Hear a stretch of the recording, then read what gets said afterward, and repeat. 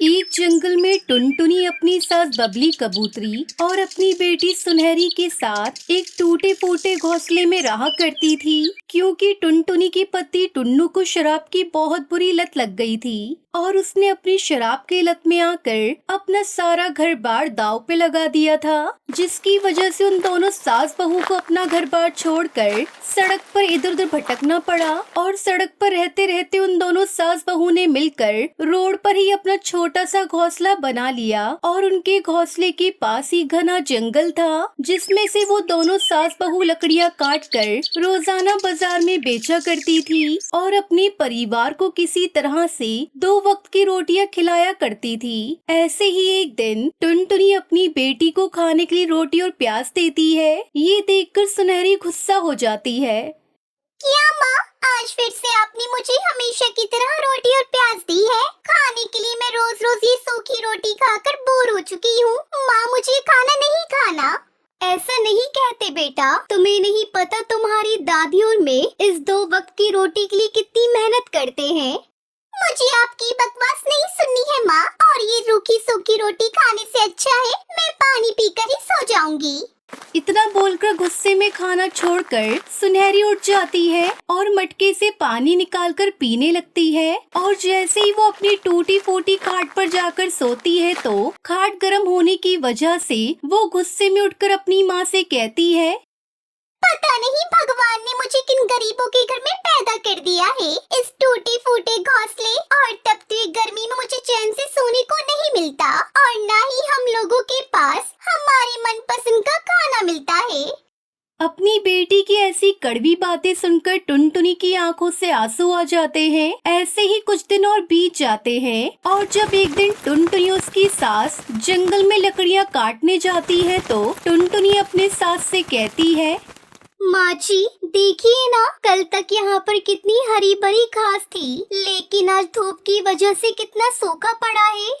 इतना कहकर वो दोनों सास बहू मटके में पानी भरकर उन सारी घास पर डालती है। और जब अगले दिन टुनटुनी और बबली फिर से लकड़ियां काटने जंगल में आती है तो वहाँ एक गरीब इंसान परिवार को घास इकट्ठा करता हुआ देखती है। अरे भाई साहब, आप ये घास अपनी गाय को खिलाने के लिए ले जा रहे हैं? अरे नहीं नहीं बहन जी, वो कल रात हमारे गांव में बहुत तेज बारिश हुई थी, जिसकी वजह से हम गरीबों का घर टूट गया और हम लोगों के पास इतने पैसे तो नहीं हैं जिससे हम अपने लिए एक पक्का मकान बनवा सकें। इसलिए हम अपना घर बनाने के लिए इस घास को इकट्ठा कर रहे हैं। इतना बोलकर वो आदमी अपनी घास उठाकर वहाँ से चला जाता है। तभी टुनटुनी अपने सास से कहती है, माँ जी, जब एक गरीब परिवार इस घास से अपना घर बना सकता है तो क्या मैं अपने बच्चों के लिए इस घास से एक बेड नहीं बना सकती? फिर वो दोनों सास बहू मिलकर जंगल से लकड़ियाँ और घास इकट्ठा करती है और उसे अपने घर ले आती है और कड़ी धूप में घर के बाहर ही वो अपना बेड बनाना शुरू करती है। माँ जी, पहले हम लकड़ियों से बेड का ढांचा तैयार कर लेते हैं, जिससे हमारा बेड दिखने में मजबूत भी लगेगा। इतना कहकर दोनों सास बहू अपनी कड़ी मेहनत से बेड का ढांचा तैयार करती है और उस बेड के चारों तरफ घास की पत्तियां बिछा देती है और अपना दिमाग लगाकर वो उन घास की पत्तियों से सुंदर सुंदर तकिए और बिस्तर बना लेती है और उसे ले जाकर अपने घर में बिछा देती है। और घास का बना सुंदर सा बेड देखकर सुनहरी अपनी माँ से कहती है, माँ, क्या सच में आपने मेरे लिए घास का बेड बनाया है? हाँ मेरी बच्ची, ये सब मैंने तुम्हारे लिए ही तो किया है। फिर तो माँ, अब हमको इसके ठंडे ठंडे बेड पर सोने को मिलेगा। उसी समय वहाँ पर अचानक से बंटी नशे में आता है और घास का बना बेड देखकर वो कहता है, अरे टुनटुनी, कैसी हो तुम? और मेरी सुनहरी, इधर आओ, मेरे पास आ। हमें आपके पास नहीं आना है पिताजी, क्योंकि आप एक नंबर के नशेबाज हो और आज आपकी वजह से हमारी ये हालत हुई है। तेरी इतनी हिम्मत, तू मुझसे जुबान लड़ा रही है? रुक जा, मैं तुझे अभी बताता हूँ। गुस्से में आकर बंटी उन सास बहू का बनाया हुआ घास का बेड तोड़ देता है और वहाँ से चला जाता है। ये देखकर सुनहरी फूट फूट कर रोने लगती है और बिना खाए पिए ही गर्म जमीन पर ही सो जाती है। आधी रात होते ही उन लोगों को उनका बिस्तर बर्फ की तरह ठंडा महसूस होता है, जिसकी वजह से सुनहरी की आंखें खुल जाती हैं। और जब वो उठती है तो वो अपने आप को उसी घास के बेड पर पाती है जो कि उसके पापा उसे तोड़कर चले गए थे। अब वो बिल्कुल पहले की तरह ठीक हो चुका था। अरे माँ, दादी जल्दी उठिए, देखिए हमारा घास का बनाया हुआ बेड बिल्कुल ठीक हो गया है और हम लोग इसके ऊपर ही सो रहे थे। मगर ये चमत्कार हुआ कैसे बहू? तूने तो रात में उठकर इस बेड को दोबारा तो नहीं बनाया? नहीं माँ जी, मैंने तो उसे आज हाथ भी नहीं लगाया। उसी समय उस घास के बेड से एक आवाज आती है। घबराओ मत, दरअसल तुम दोनों सास बहू को नहीं पता कि जिस घास को तुमने पानी दिया था वो कोई मामूली घास नहीं बल्कि एक जादुई घास है। इसलिए जब तुम दोनों ने उस घास से अपना बेड बनाया तो तुम्हारा बेड भी एक जादुई बेड में बदल गया और अब तुम इसे जैसे चाहो इस्तेमाल कर सकती हो और यह जादुई बेड तुम्हारी हर एक इच्छा को पूरा करेगा। हे जादुई बेड, क्या तुम हमें खाने के लिए कुछ अच्छा भोजन दे सकते हो? उसी समय अचानक से उस घास के बेड पर बहुत सारा स्वादिष्ट खाना आ जाता है। ये देखकर सुनहरी खुश हो जाती है। ऐसे ही उस गरीब के घर में थोड़ी सी खुशियाँ आई ही होती है कि एक दिन सरकारी पक्षी आकर उन सास बहू का बनाया हुआ छोटा सा घोंसला तोड़ देता है, जिसकी वजह से वो लोग फिर से बेघर हो जाते हैं।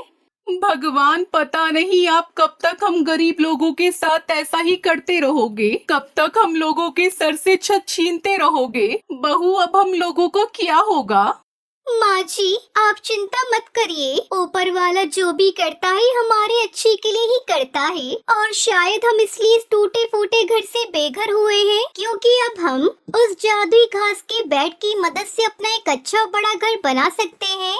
और ऐसे ही एक बार फिर वो दोनों सास बहू मिलकर उस जादुई घास से अपना एक सुंदर सा घर बनाती हैं और कुछ ही दिनों में उनका घास का सुंदर सा घर बनकर तैयार हो जाता है, जिसके बाद टुनटुनी अपने उस घर में घास का बेड और घास की कई सारी चीजें बनाकर तैयार करती है। और उस दिन के बाद से उन दोनों सास बहू की जिंदगी पूरी तरह से बदल जाती है और वो लोग अपने बच्चों के साथ खुशी खुशी अपना जीवन व्यतीत करने लगते हैं।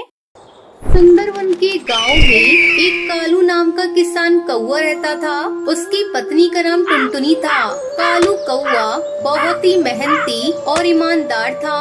वो साल भर मेहनत करता था और फसल उगाता था और उसे बेचकर अपना घर चलाता था। इस बार उसने आलू लगाए थे और उसे बहुत अच्छी फसल होने की उम्मीद थी। टुनटुनी, देखना इस बार हमारे आलू बहुत अच्छे और बड़े बड़े होंगे। मैंने इस बार बहुत मेहनत की है और खाद और सिंचाई का भी खास ख्याल रखा है। भगवान ऐसा ही हो। पिछली बार की तरह अगर इस बार भी हमारी फसल बर्बाद हो गई तब तो हम जीने लायक नहीं बचेंगे। इस घर में अनाज का एक दाना भी नहीं बच पा रहा है और हमारे ऊपर उधार भी कितना है। कालू कौवे के घर के बगल में उनकी एक पड़ोसन सुंदरी कौवी रहती थी, जिसे टुनटुनी चिड़िया और कालू कौवे की खराब हालत पर हंसने में बहुत मजा आता था। वो कालू टुनटुनी की सब बातें सुन लेती है और फिर आकर उनसे कहती है, ये मैंने क्या सुन लिया? एक तो तुम लोग गरीब हो, ऊपर से उधार कितना सारा है। मुझे तो तुम दोनों की हालत पर तरस आता है। वैसे टुनटुनी, आज रात मेरे घर पे मेहमान आने वाले हैं। तुम खाना बनाने के लिए आ जाना। मैं तुम्हें 2-4 चवन्नी तो दे दूंगी। इसी बहाने तुम्हें पैसे देखने को नसीब तो होगा। टुनटुनी चिड़िया को सुंदरी की बातें बिल्कुल अच्छी नहीं लगती। वो इसी तरह हमेशा कालू और टुनटुनी चिड़िया का मजाक बनाती रहती थी। थोड़ी देर बाद कालू अपने खेत जाता है। ऊपर से देखने में उसके आलू के पौधे बहुत ही हरे और बड़े लगते हैं। कालू को वो खुश हो जाता है कि इस बार उसके आलू बहुत अच्छे हुए हैं। वो जाकर एक आलू को उखाड़ कर देखता है तो उसमें नीचे कुछ भी नहीं था। उसी तरह वो दूसरा आलू निकालता है तो उसमें भी कुछ नहीं दिखता। कालू को वो परेशान होकर उखाड़े हुए आलू के बगल में बैठ जाता है। अरे, ऐसा कैसे हो सकता है? मैंने तो सब कुछ अच्छे से किया है, पर फिर भी पौधों के नीचे आलू क्यों नहीं हुए हैं? मैं तो बर्बाद हो जाऊंगा। अब मैं क्या करूं? मुझे तो कुछ समझ नहीं आ रहा है। ये सब सोचकर कालू रोने लगता है। जैसे ही उसके आंसू आलू के पौधे पर पड़ते हैं, सभी पौधों में सोने के आलू आ जाते हैं। कालू ये देखकर बहुत ज्यादा हैरान हो जाता है। अरे ये क्या, इन सब में तो सोने के आलू आ गए। अब तो मेरी सारी समस्या का समाधान हो जाएगा। मैं सारा उधार चुका दूंगा और घर के लिए राशन भी खरीद लूंगा। भगवान तेरा लाख लाख शुक्रिया। कालू सारे सोने के आलू को एक बोरे में भरकर घर ले जाता है और टुनटुनी को इस बारे में कुछ नहीं बताता। एक आलू को बेचकर वो अपने घर में राशन खरीद लेता है और इसी तरह सारा कर्ज भी चुका देता है। एक दिन सुंदरी कौवी घर आती है। मैंने सुना है तेरा पति इस बार आलू बेचने नहीं गया, क्या हुआ? तुम दोनों की फसल इस बार भी बर्बाद हो गई क्या? अब तो तुम लोग सड़क पे आ जाओगे। ऐसा कुछ नहीं है, हमारी फसल अच्छी हुई है और हम सड़क पर भी नहीं आने वाले। लगता है कालू ने तुम्हें कुछ बताया नहीं। उससे पूछो जरा, बाजार में आलू बेचने क्यों नहीं गया? तुम लोग उधार कैसे चुकाओगे? अब तो राम ही बचा पाएंगे तुम दोनों को। इतना बोलकर पड़ोसन हंसते हुए घर से बाहर चली जाती है। टुनटुनी चिड़िया बहुत दुखी हो जाती है कि कालू ने उसे कुछ भी नहीं बताया और अगर फसल बर्बाद हो गई थी तो राशन का सामान कहाँ से लाया था। कालू जब घर लौटता है तो वो उससे पूछ ही लेती है। पड़ोसन कह रही थी कि आप शहर के जंगल में आलू बेचने के लिए नहीं गए। आपने मुझे कुछ बताया क्यों नहीं? बताइए, हमारी सारी आलू की फसल बर्बाद हो गई थी। उसमें कहीं भी एक भी आलू नहीं था, तो आप पैसे कहां से लेकर आए? उसके बाद कालू टुनटुनी चिड़िया को सारी बात बताता है और उसे सोने के आलू का बोरा दिखाता है। सुंदरी कौवी छुपके से खिड़की से झांक रही होती है और वो भी सारी बातें सुन लेती है। अरे इन गरीबों के पास इतना सारा सोना कहाँ से आ गया? ये गरीब इनका क्या करेंगे? ये सब सोना तो मेरे पास होना चाहिए। अगले दिन सुंदरी कौवी टुनटुनी चिड़िया के घर जाती है। अरे गरीबों, तुम दोनों को तो अभी एक समय का पेट भर का खाना भी नसीब नहीं हो रहा होगा। मैंने तुम लोगों की मदद करने का निश्चय किया है। आज तुम दोनों के लिए मेरे घर पे दावत है, दावत खाने जरूर आ जाना। कालू और टुनटुनी को ये बात सुनकर हैरानी होती है, पर फिर भी वो दोपहर में पड़ोसन के घर दावत खाने चले जाते हैं। वहाँ पर सुंदरी उन्हें तरह तरह के पकवान परोसती है। कालू कौआ और टुनटुनी चिड़िया खाना खाने लगते हैं। सुंदरी छुपके से अपने घर से निकलकर उनके घर में जाती है और आलू के बोरे में से आलू निकालकर लेने लगती है। जैसे ही वो आलू को हाथ लगाती है, वो आलू एक भारी पत्थर में बदल जाता है।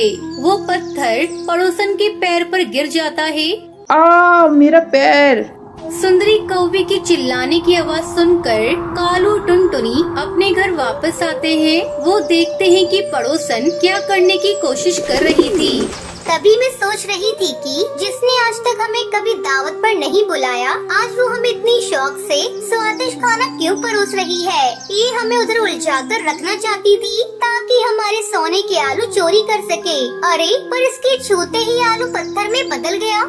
इस सुंदरी ने लालच में आकर हमारे आलू चोरी करने की कोशिश जो की है। इसको जीवन धन दौलत की कोई कमी नहीं है, फिर भी इसे संतोष नहीं है। दूसरों के धन दाने पर इसकी नजर आ जाती है। इसी वजह से ही सोने के आलू पत्थर में बदल गए हैं। हाँ कालू, तुम सही कह रहे हो। मुझे भी लगता है ऐसा ही है। पर जब तक ये सारे आलू हमारे घर पर रहेंगे, हमें भी मुसीबत रहेगी। हम अपनी जरूरत के हिसाब से आलू रख लेते हैं और बाकी सबको वहीं जाकर वापस जमीन में गाड़ देते हैं। शायद इससे किसी और की जरूरत पूरी हो जाए। कालू कौवे के आंसुओं से सोने के आलू प्रकट हुए, क्योंकि कालू बहुत ही मेहनती और ईमानदार था। उसने बहुत मेहनत की थी, इसी वजह से उसे सोने का आलू मिला। वही लालची पड़ोसन सुंदरी बस दूसरों की मेहनत का फल खाना जानती थी, इसलिए जब उसने सोने को छुआ तो वो भी पत्थर बन गया। तो दोस्तों, इस कहानी से हमें सीख मिलती है कि हमें मेहनत और ईमानदारी से काम करना चाहिए और कभी भी लालच और चोरी नहीं करनी चाहिए।